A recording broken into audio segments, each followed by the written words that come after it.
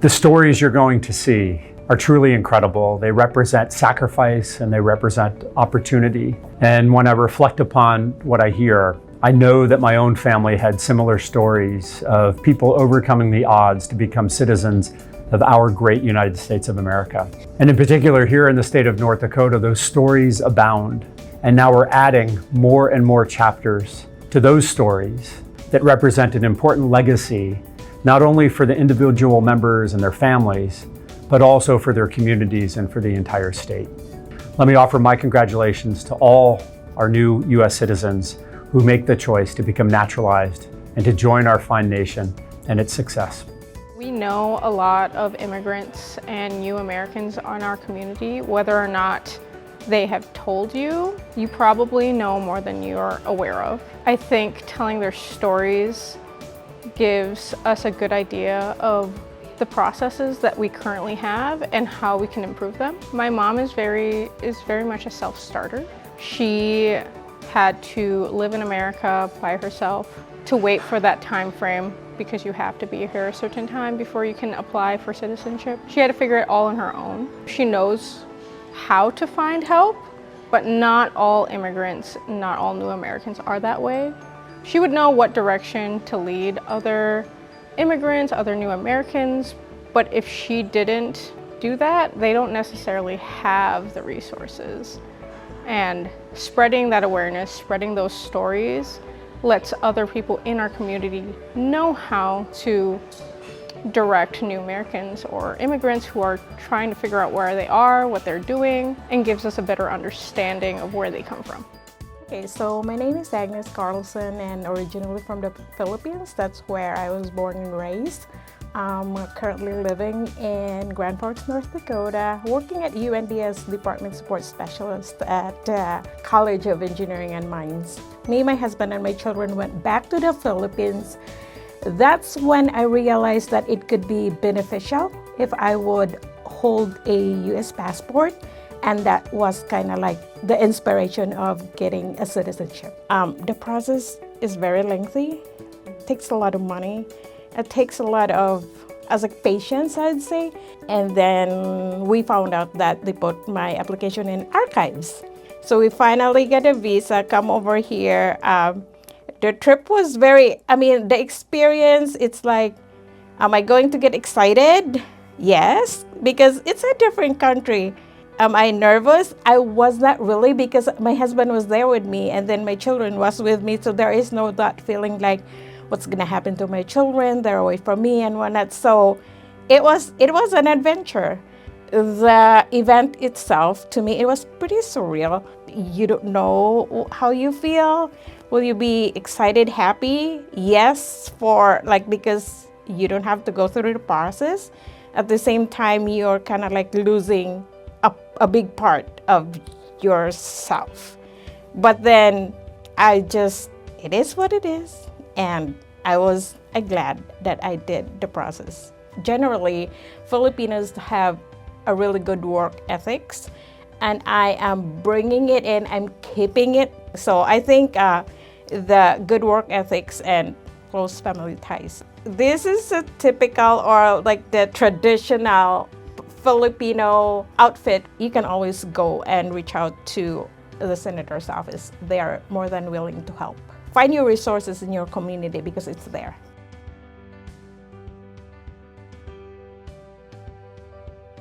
I am Elizabeth Morrison. I am original from Paraguay, South America. Yes, the event that inspired me to come to the United States was a job offer, and I saw it was going to be a good opportunity for new horizon and opportunity. I think that everything was new. I need to adjust to the culture, the language also.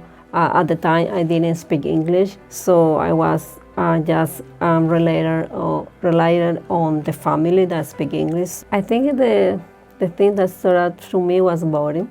I was so happy to start. I vote nationally, and I feel like that was like something that I was looking for that. I think that I was looking for, because I feel like by being American, that means that I can, like, my voice can matter. So I was so happy. I saw so many pictures because I was expecting that day to go and to work like everywhere else. I would say one of the things I do to maintain my cultural root is to cook the meal from my country. At UND, I joined some cultural group. For sure, I would say that feel belong to this country. Belong to this country is the most rewarding thing. Even though that I went through so many paperwork and so many interviews, I feel like everything was worth it because being part of this country made me this sense of being part of the country. So as I said, becoming an American, I think it's huge for me, for my country and for my family. And I found so many personal, professional opportunity that help me to be happy here. And truly, I can say that here I am happy because the people, because the community, and the way I feel as calling myself an American.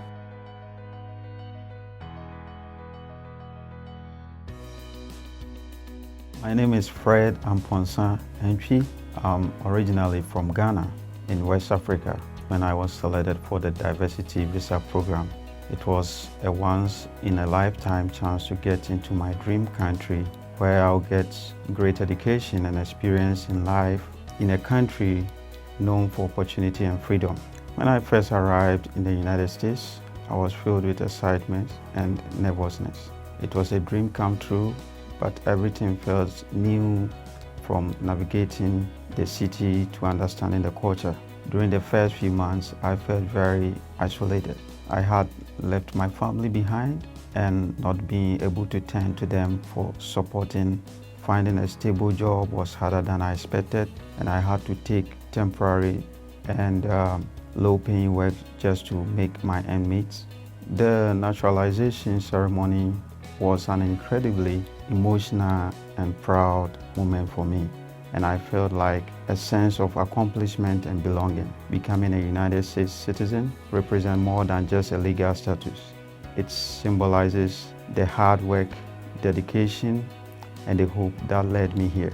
Now, as a citizen, I look forward to giving back, helping others who are new to this country, and continue to build a meaningful life here.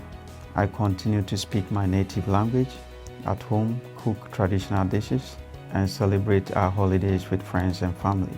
I have over here jersey that is for our national team. We have a particular tribe that they make the beads. So this is from the Ashanti. Becoming a U.S. citizen isn't just a legal status to me.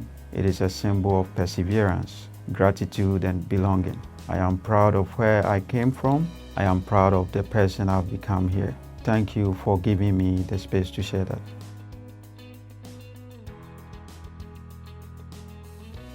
My name is Kim Nelson. I come from Canada. I am currently a nurse at our local hospital in the cardiology cath lab area. When I was here for 27 years, I had been in the United States longer than I had been in Canada, and decided it was time to become an American citizen.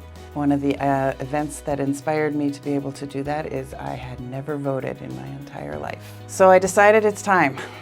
The process started by filling out applications online and submitting them to immigration, and they would send me updates. I had a file started, I had my fingerprints taken again, and then I received a notice that I would have to go through the testing process.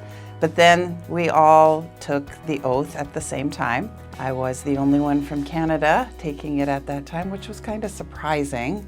I kind of expected there to be more people from Canada, but they had us stand up and say where we were from. After we said our oath, we took pictures, shook hands, and that was it. I was an American citizen. The first thing I did when I got my citizenship was I voted. That was the one thing that I really wanted to do. There's a lot of maple leaves. Yes, I do have maple syrup in my refrigerator right now. Yes, I do have my Canada t-shirts. I still have friends that visit me from Canada, and we do a lot of hockey. All the stereotypes are true with regards to things like that. The hardest part for me was finally making that decision that I was going to give up basically my Canadian citizenship full-time. I went back to school at the age of 38 to become a paramedic, which I found was kind of tough, and then carry on, become a nurse, become a highly trained nurse in critical care, just all the things I didn't think I would ever be able to do, and probably wouldn't have if I stayed in Canada.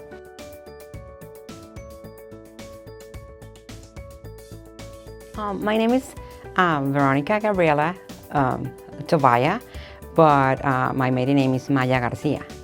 And I was born in Mexico City. I lived there 28 years, except for one, because I went to be a nanny in Indiana, and then I went back to my country. I have lived here a long time, almost 20 years.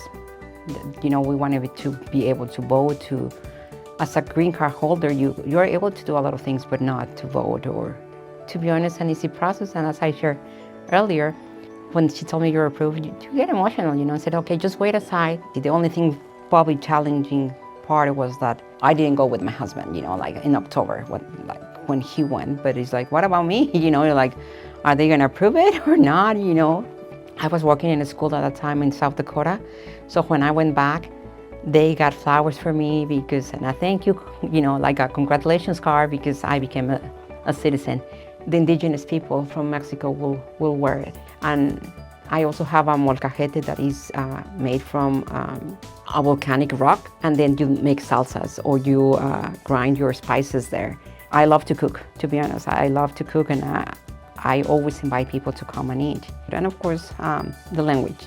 That changed, you know, your perspective of the American people is not what you see.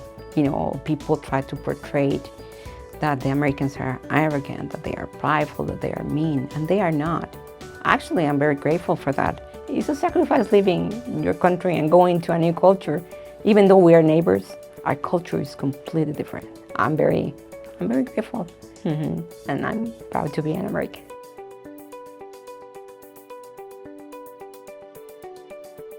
So my name is Louis Archer. I am originally from the United Kingdom. My mom remarried an American who was stationed over there in the United States Air Force. Got her citizenship, and because I was under 18 at the time, I was eligible to automatically gain my citizenship as well. Certainly there were times where I had to go with my mom to the nearest, we had to go to the offices out in Charlotte, which was our nearest location. We had to do fingerprints and all those kinds of things. I know she had to do interviews, and she certainly had to study for the citizenship test. And yeah, middle school, high school, you know, I was kind of learning a lot of those topics in school. So I'd help her study. You know, moved into a house, and you know, the hardest thing at that time was for me adjusting to a new school system. After about a year, I think I lost my accent completely. And so I remember voting in the 2008 presidential election because I was 18. So that was awesome. I drink tea every day. You know, I start my morning with a cup of tea every morning. Trying to stay in tune with what's going on over there, so listen to the radio over there, you know. My hometown team, so I was born in Norwich. That's the city I was born in the United Kingdom. It's in the east of England. So this is Norwich City. The scarf that they wear, and it's, so they're the canaries, hence the bird. And then there's Norwich Castle. There's a castle in the city there. That's what that represents. Don't remember what the lion represents, but that's on a lot of English symbols. So, but yeah, this is something, you know, you wear when you go to those games and those matches, and we wore this when we were there. Big part of my daily life. Always, you know, all the world's problems are solved with a cup of tea. So. That helps me every day. As a green card holder, I certainly felt it was my home, but you know, that citizenship just takes it to the next level.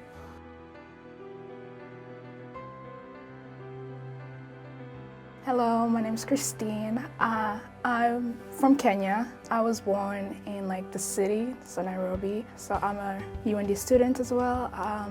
I work at Sanford as a nursing assistant, and I live in Fargo. My dad had immigrated here into the United States as a war refugee, and after having me and my brother, he decided that it would be best if like the whole entire family was together. And so he like got his citizenship down here, and then he was like, I'll bring you guys so we can all be together. One of the interviews, they ask you like, why are you going to the United States? Why are you applying? And I was like, I just want to be with my dad. And then when we got here, it was really cold. Like I remember like stepping out of the plane the first time here in Fargo. I was like, it's cold. I want to go back inside.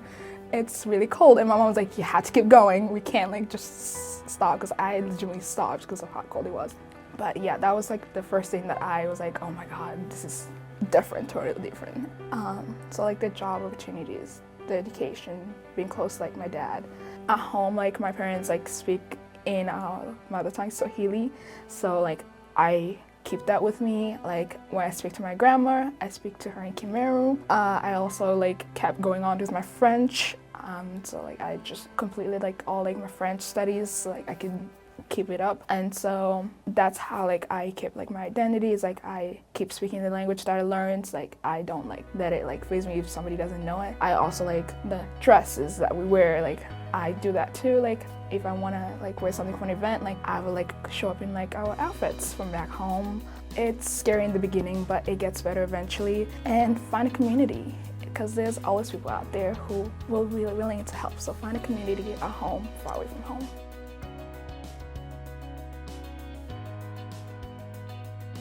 My name is Elperette Molter, and I am Estonian. And I was born in a displaced person camp in Germany as a result of the disruptions of the Second World War. Our country was invaded by Russia, and many of us had to flee.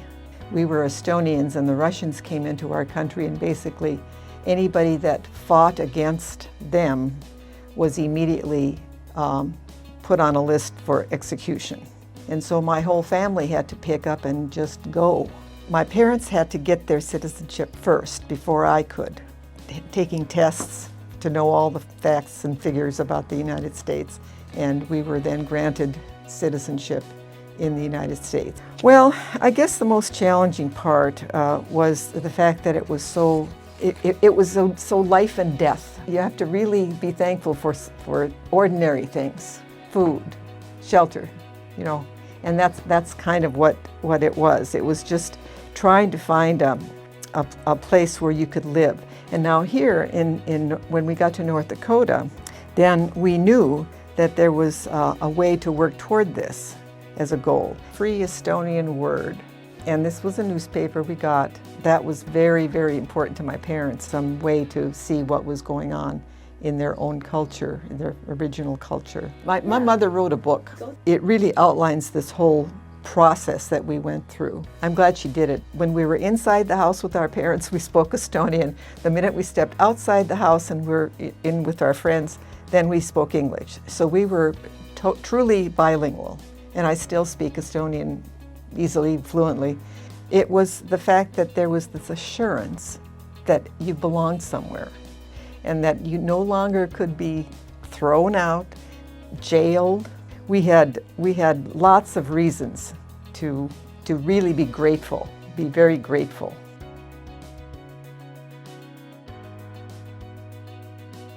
Okay, hi, my name's Neil Wade. I was born in England, south of England, and at the age of 2 I immigrated to Canada. And in 2020 I immigrated to the US. I've lived in Grand Forks ever since I've moved here. My wife got a job here in the States, so I followed along. I thankfully had a pseudo-professional career that allowed me to get what's called a TN visa, which is a temporary visa that lasts a year. I quickly got a job for someone to sponsor me for that, and for the next several years I continued to do that process annually. I wanted to become a citizen so that I could vote was the main reason. So I applied. I'm quite proud to say I did all the work myself, no lawyers involved. Being able to vote and other civic duties. I was just recently invited to be on a jury here in Grand Forks County. It's nice to be able to do that too. I'm looking forward to it. This is my home. This is one of the biggest tourist draws in my hometown in Ottawa.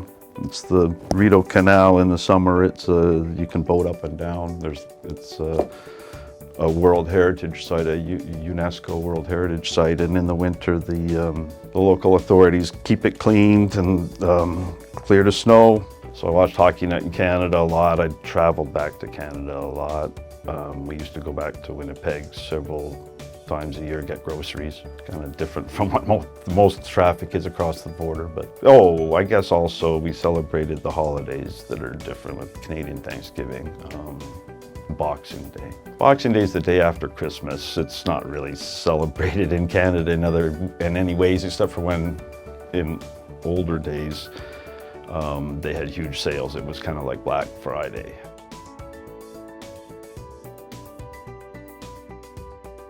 I'm Susan Carraher. I'm the coordinator for the Grand Forks Historic Preservation Commission, and I am originally from Australia, born and raised in Brisbane, which is the capital city of Queensland. So I had been living as a permanent resident in the US since 2006. So even though I was able to work and pay my taxes and I had a social security number, I wanted to have a little bit more of the full citizen rights and also to be able to vote. So, it was almost 2 years that it took for that process to happen. So it felt like maybe it would never happen, especially when you really want it to. But it's totally worth it in the end to go through that process and become a full US citizen. I think one of the most rewarding parts of becoming a full US citizen is the ability to have all the rights of citizenship and being able to vote. We've had a lot of fun with maintaining cultural identity through some of the quirky parts of being an Australian, whether it's sport or music or language. So for my cultural items, I brought a couple of things today. One is a cricket ball, the infamous Vegemite, and then the other piece I brought is a model of a Queenslander house, but it would also sit above the ground, so you would also get the benefit of cooling air from underneath. I really enjoy sharing is about where I am from, and I think it's important to be able to recognize everyone's differences and backgrounds and cultural experiences, and so I've really enjoyed doing that in all of the time that I've been here.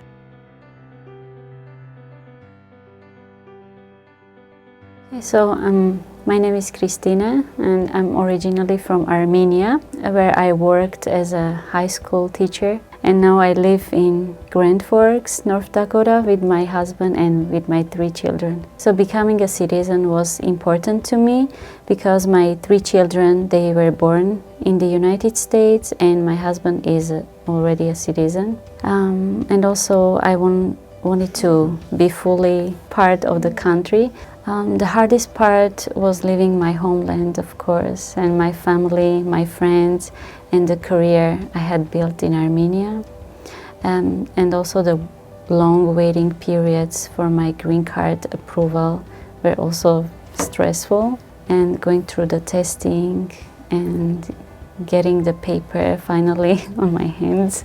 The ceremony was held at the University of North Dakota, which was convenient since it was close to home, and it was a special moment for me. I stay connected with my family and friends in Armenia.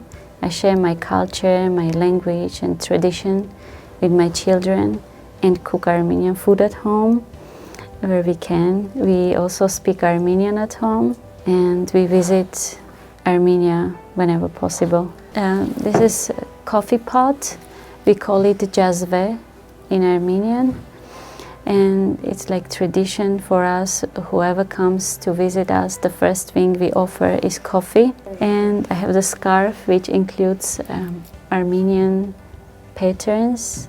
So moving to a new country is never easy, but it has been a journey of growth and adaptation for me. And while I miss my homeland, I'm grateful for the opportunities my family and I have here.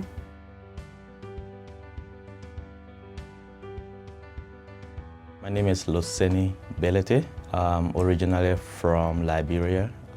Came here as a refugee from Liberia back in 2004.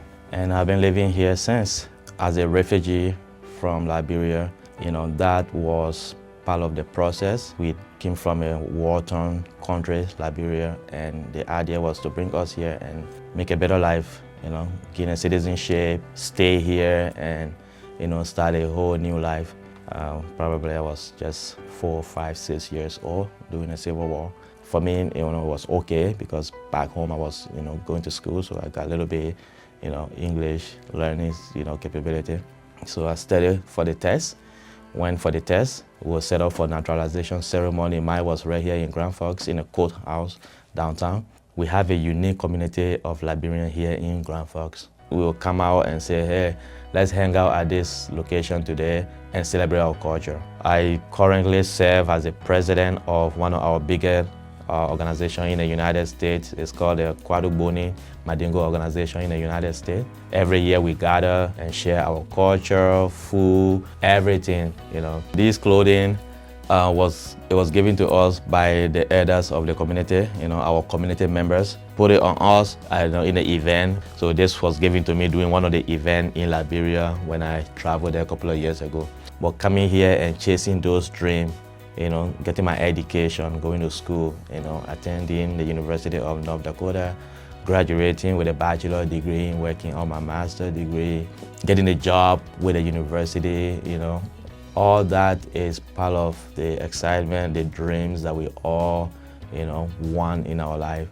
And there's still more to come because as long as we live here, we still continue to chase that dream to becoming something or someone better tomorrow.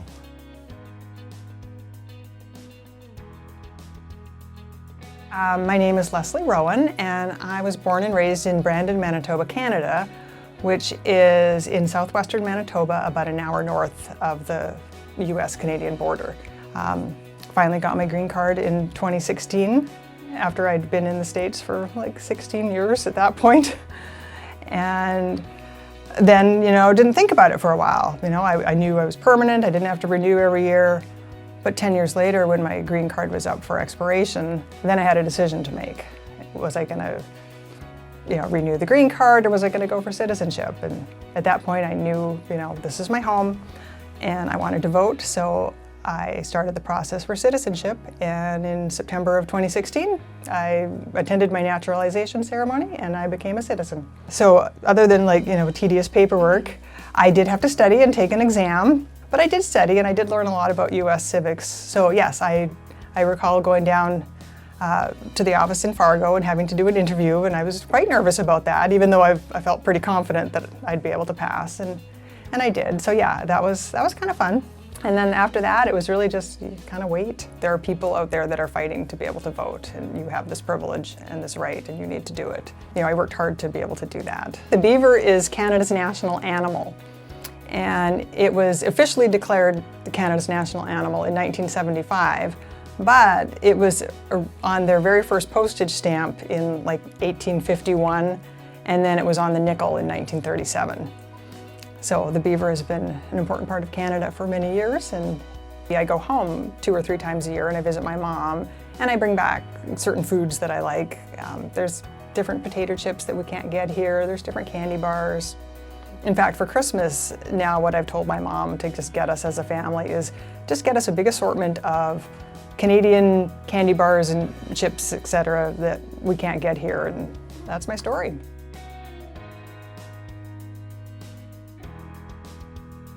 Hi, my name is Nuri Öncel. I was born in Turkey. The United States is without a doubt one of the best places to pursue scientific research. As I was nearing the completion of my PhD in the Netherlands, it felt like the natural next step to seek opportunities in the United States to continue my research career. As a foreign professor, I was eligible to apply for a green card through an employment-based immigration category, which allows faculty members to transition from temporary work status to permanent residency. Yes, it is difficult to leave your family behind, and my wife and I accepted those challenges as part of the journey, so it was a memorable experience for my family. It was a fortunate coincidence also that it happened to coincide with my wife's birthday. It made the occasion even more special. I think the most rewarding aspect has been the freedom to travel without the need for a visa. So at home we still primarily speak Turkish. I enjoy reading books in Turkish, listening to Turkish music and cooking traditional Turkish dishes. And these practices help us stay connected to our culture and while embracing life in the US. This is the carpet from my grandma's home from my childhood, and this is one of the first memories that I have about that house, about my childhood and the lake. Now, Turks drink coffee using this one. It looks like an espresso cup, but it has tulips on it, about a 50-year era in the first part of the 18th century. In Ottoman history, it's called tulip era, where the nobles, rich, would have fancy tulip gardens. So the United States has offered an environment where I can pursue my research and collaborate with brilliant minds. The support and encouragement I have received from colleagues, mentors, and students have made me feel that I truly belong here. Together we have had the privilege of building our careers and family in this country. It has been immensely rewarding both professionally and personally for us.